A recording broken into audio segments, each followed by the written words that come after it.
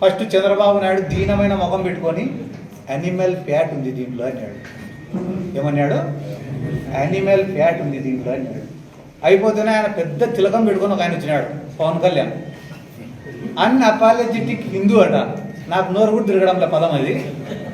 నేను అన్అపాలజెటిక్ హిందూ సనాతని, నేను అన్అపాలజెటిక్ సనాతని, అదే పదాలు తిరగడంలో మనకి.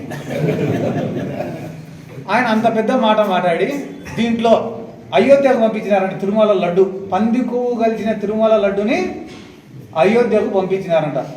ఎటువంటి ఎవిడెన్స్ లేకుండా, ఎటువంటి ఆధారం లేకుండా, చివరికి దేవుణ్ణి కూడా వీళ్ళ రాజకీయాలకు వాడుకున్నారంటే రాబోయే రోజులలో పుట్టగతులు కూడా లేకుండా పోతారని చెప్పడంలో ఎటువంటి సందేహం కూడా లేదు. దాన్నే అంబటి రాంబాబు గారు నిన్న ప్రశ్నించినారు. మీరు కనపడిన చోటంతా చెప్పినారు, కనపడిన మనిషికి అంతా చెప్పినారు కదా తిరుమల లడ్డులో పందికొవ్వు ఉందని చెప్పి. లేదని చెప్పి ఛార్జ్ షీట్లో వేసినారు. మళ్ళీ ఇప్పుడు దీనికి ఏం సమాధానం చెప్తారు అంటే పందికొవ్వు లేదు కానీ కల్తీ ఉందట. మళ్ళీ పందికొవ్వు అడిగిపోయింది, వీళ్ళు తిన్నారా అంటే ఏదన్నా మాట మాట్లాడితే దాడి చేస్తారా, ఇళ్లపైకి పోతారా? డైవర్షన్ పాలిటిక్స్ కాక ఏం చేస్తున్నారు వీళ్ళు ఈరోజు? ఇళ్లపైన దాడి చేసి, పిల్లలను ఆడవాళ్ళపైన దాడులు చేసి, రాత్రి 5 గంటలు జరిగింది ఘర్షణ. 5 గంటల వరకు పోలీసులు ఏం చేస్తున్నారు?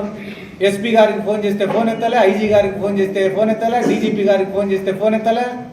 అంటే పూర్తిగా మీరు అందరినీ చంపేయండి, చంపేసిన తర్వాత ఏమైనా చూడడానికి వస్తామని చెప్తున్నారా? ఇదే రేపు వైఎస్ఆర్ కాంగ్రెస్ పార్టీ వచ్చిన తర్వాత రిపీట్ అయితే మీరు తట్టుకోగలుగుతారా?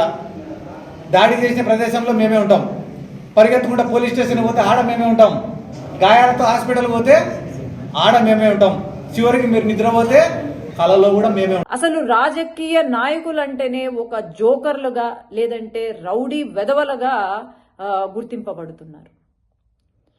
ఒక రాష్ట్ర ముఖ్యమంత్రి 4 సార్లు ముఖ్యమంత్రిగా చేసి 48 సంవత్సరాల అనుభవం ఉన్న వయసులో పెద్ద అయినటువంటి మన రాష్ట్ర ముఖ్యమంత్రి నారా చంద్రబాబు నాయుడు గారు 24 గంటలు కష్టపడుతూ ఉంటే రాష్ట్రానికి మేలు చెయ్యాలి అని చెప్పి, మన రాష్ట్ర భవిష్యత్తు బాగుండాలి అని చెప్పి కష్టపడుతూ ఉంటే ఓర్వలేక వీళ్ళు చేస్తున్న నాటకాలు ఏవైతే ఉన్నాయో అవి ఎవ్వరూ కూడా సహించరు. ఏంటండి ఆ మాటలు? నోరుంది కదా అని అంబటి గారు ఆంబోతులాగా అరుస్తూ ఉంటే ఇక్కడ ఎవ్వరూ ఊరుకోరు. ఈరోజు ముఖ్యమంత్రి గారికి నేను క్షమాపణ చెప్పాలనుకుంటున్నా. ఎందుకంటే మాకు ఆయన ఆర్డర్స్ ఇచ్చారు. ఏంటి అంటే రాజకీయం అంటే ప్రొడక్టివ్గా ఉండాలా, డిస్ట్రక్టివ్గా ఉండకూడదు అని చెప్పి మీరు చేసే పని ఏదైతే ఉందో దానికి మీరు మంచి చెయ్యాలి, ప్రజలకు, మీ నియోజకవర్గ ప్రజలకు, మీ రాష్ట్ర ప్రజలకు మంచి చెయ్యాలి, ఎక్కడా కూడా నోరు పారేసుకోవద్దండి అని మాకు ఆర్డర్స్ ఇచ్చారు. కాబట్టి ఇంతవరకు మేము చాలా ఓర్పుగా మా పని మేము చేసుకుంటున్నాం.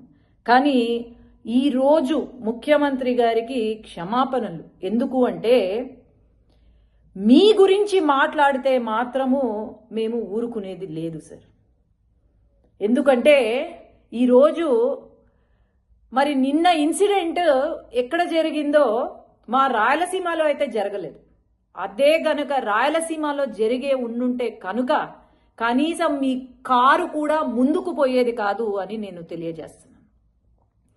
కారుతో పాటు మా వాళ్ళు పాతి పెట్టేవాళ్ళు అని కూడా నేను తెలియజేసుకుంటున్నాను. ఏంటండి ఆ మాటలు?